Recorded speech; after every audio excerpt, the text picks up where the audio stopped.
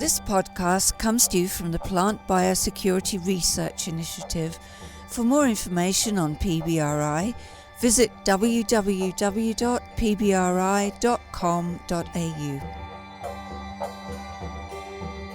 On this podcast, we delve into the genetics of the fall armyworm and learn a whole lot more than we did before. Hello, my name is Chris Brown.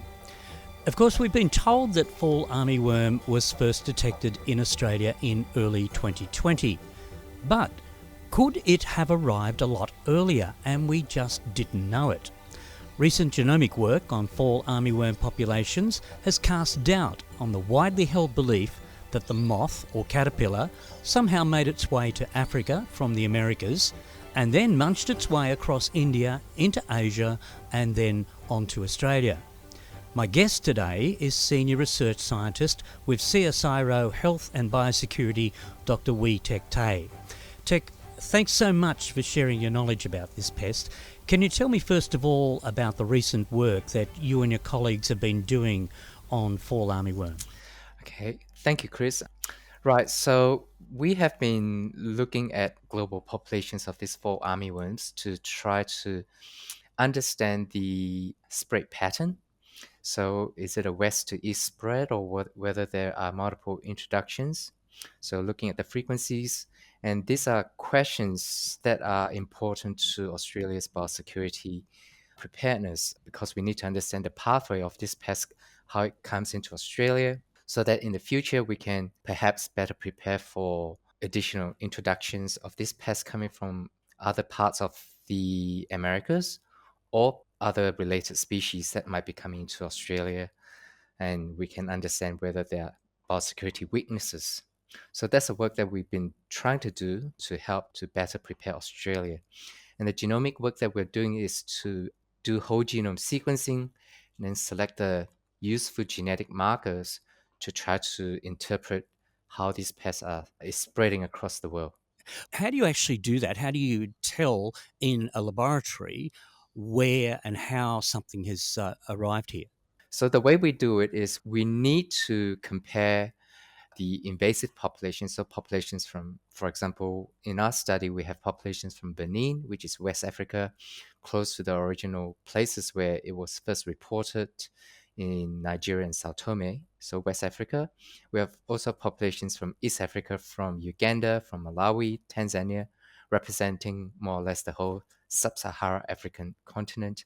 We have populations from India and from southern China, from the Yunnan province.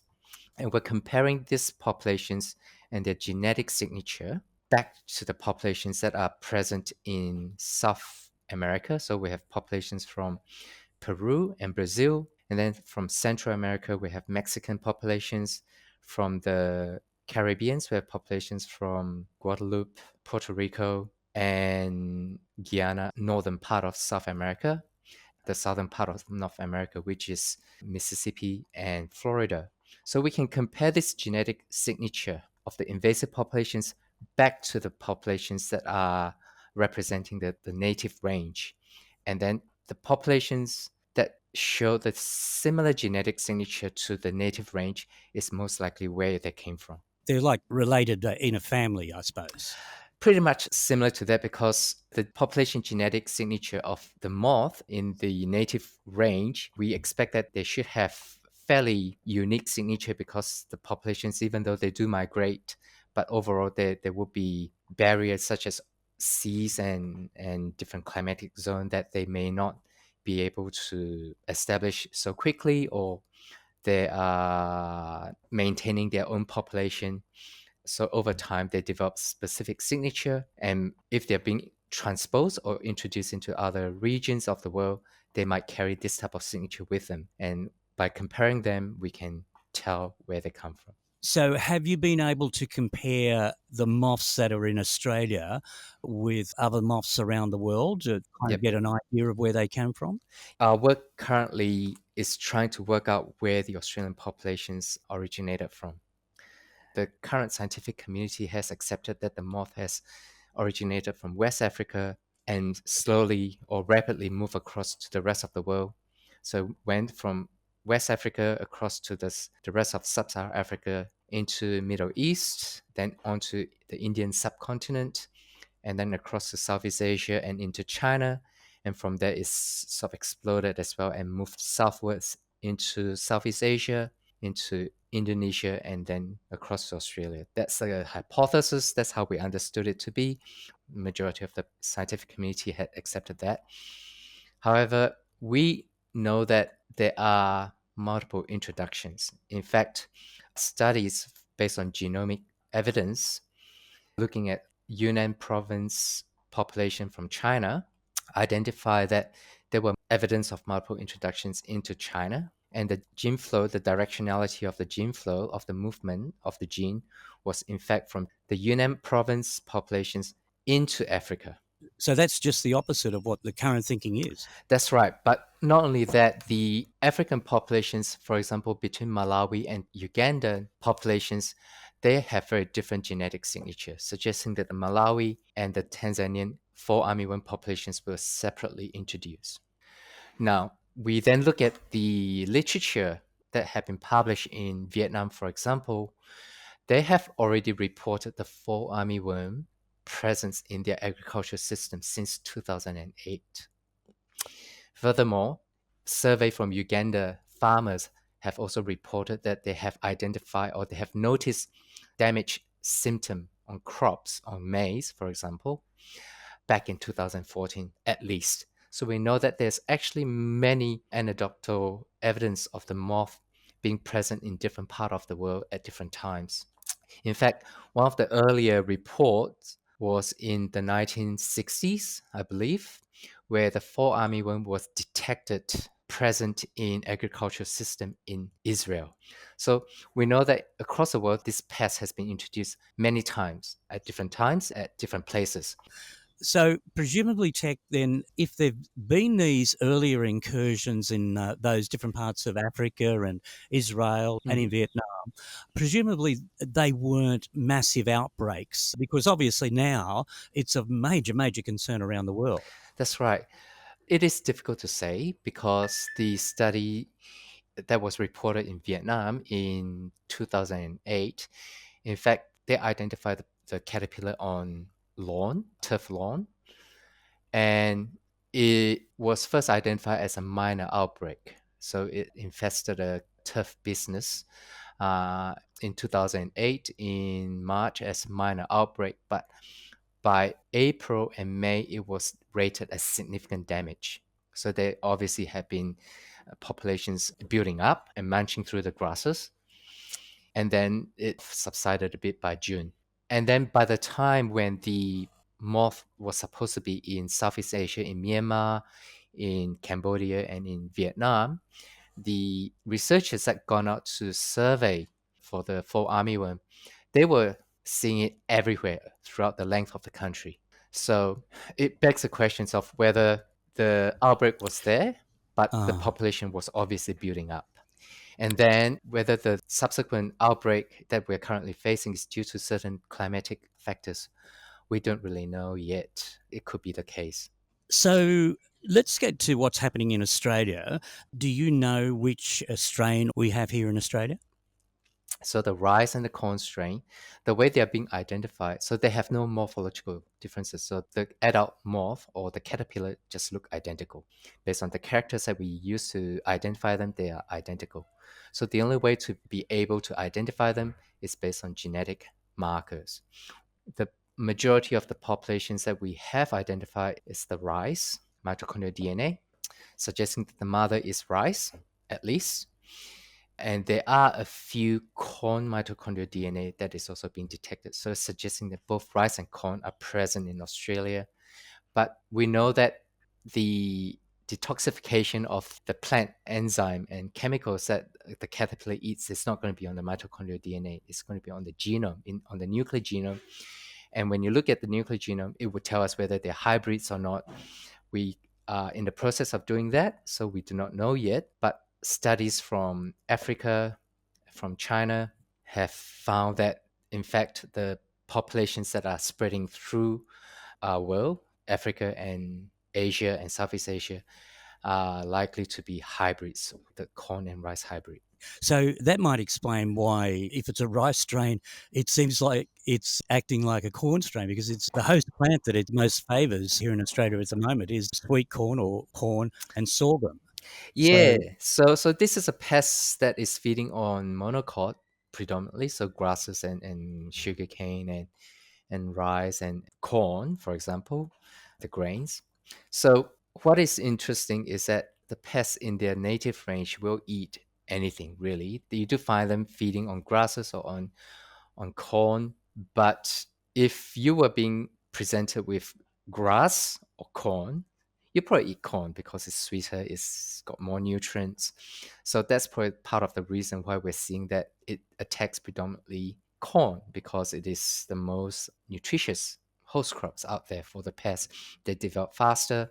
So that could be the case, but I guess when they're actually being given different host crops, for example, in India, they look at whether the fall armyworm would feed on ginger as well. And despite the fact that they're supposed to be rice mitochondrial DNA genome, it still feed on ginger. In China, they have been reporting that significant amount of sugarcane had been damaged. Likewise in India as well. So this pest will eat different crops. It's just because in China, for example, it is the second largest corn producer in the world. So a lot of the agricultural crop would be maize, and the damage on maize is huge. Likewise in Africa as well. So that's probably what's been reported.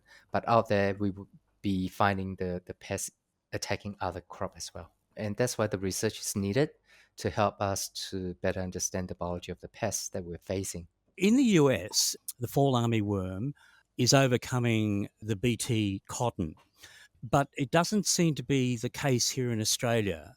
What do you put that down to? So in the US and in Brazil, for example, we know that there are resistant evolving to the VIP3 proteins, so which is a vegetative protein for controlling Lepidopteran pests. So that is occurring in some populations, some places in the Americas. Whether there are multiple introductions of this pest coming into the rest of the world, into our region, carrying a resistant gene or not, we currently do not know. However, if there were individuals somehow originating from populations that are carrying the VIP resistant gene, it could potentially come into Australia. If not now, it could be subsequent migration, because we are expecting ongoing migration coming into Australia over times. And if that were the case, the fall armyworm is not impacted by Cry1AC and 2AB significantly. And if it does carry a resistance to VIP3, then it could have the potential to feed on cotton, what is grown in Australia, the three toxin genes, and it could potentially select for resistance that way. Yeah, that's an interesting point that you make, in that it's bringing its own resistance with it, not only to BT cotton, potentially we must say that, but also to other chemistries as well, which must make it doubly difficult to really understand how it can be controlled. Yes, the world has faced a lot of different type of invasive insects, from whiteflies to Helicoverpa, the old world cotton bollworms into South America, and now the fall armyworms from the Americas across to the rest of the world. Many of these examples have shown that the insects often come with pre-selected resistant genes, for example. So in the fall armyworms, for example, using whole genome sequencing, we have already demonstrated that the populations in Africa and in China all have the organophosphate resistance genes with them. So they have already these resistant genes present in these populations. And given the short time frame that they have only been in this part of the world, potentially 10 years only, for the resistance to then arise in such a short time frame is unlikely. So it's most likely that it was probably brought in to our part of the world from the native populations, because in the native populations, they have been selected for many, many generations for specific adaptation to chemicals that have been used to control them. So it's likely that they are bringing with them genes of biosecurity importance. Tech, I just wanted to understand clearly where your work is up to. Have you been able to identify any of these issues in the Australian samples that you've got in terms of resistance build-up and so on? We are currently getting samples from Southeast Asia because we believe that in Southeast Asia, it is likely there are multiple introductions of the fall armyworms from the native region into our part of the world, and what are the populations moving in. So we're collecting populations from Myanmar, from Vietnam, from Cambodia, Malaysia, Indonesia, Philippines, Papua New Guinea, and Australia to compare their genome. So we're currently doing that. So the genome sequencing is being prepared. Once we get all our samples, we can run them and we can do an analysis. So that's where the genome analysis is up to at the moment. And from there, we will be able to map it back to our earlier study to look at what genetic signature they have and compare that to the different part of the world to see whether they came from China or whether they came from potentially Vietnam or Africa, and which part of the New World they come from. So that's one part of the work. The other part of the work involved bioassay. We're rearing the pests in our lab and then challenging them with different insecticide chemicals as well as Bt toxins. So that work is currently underway at the moment, and we're doing multiple replicates to get a good statistical confidence for our work. So that's where we are at the moment. But this work is anticipated to end within the year. So we have a 12-month project, and we will be reporting that work soon. Okay. It will be really, really interesting to talk to you again when you've got the results of that year-long research so that we can maybe nail down some of these imponderables that we have at the moment.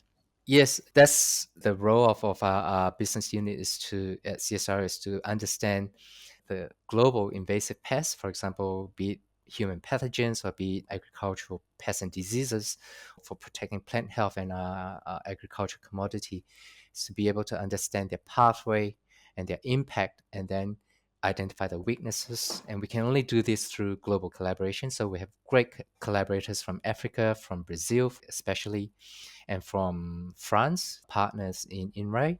We have been able to collaborate with them to better understand what Australia might be facing, and that way to help bolster our biosecurity preparedness. Dr. WeeTek Tay. Tech is a senior research scientist with CSIRO Health and Biosecurity. And my name is Chris Brown. This podcast was brought to you by the Plant Biosecurity Research Initiative, an initiative of the following R&D organisations: Cotton Research and Development Corporation, Forest and Wood Products Australia, Grains Research and Development Corporation, Horticulture Innovation Australia, AgriFutures Australia, Sugar Research Australia, Wine Australia, and Plant Health Australia.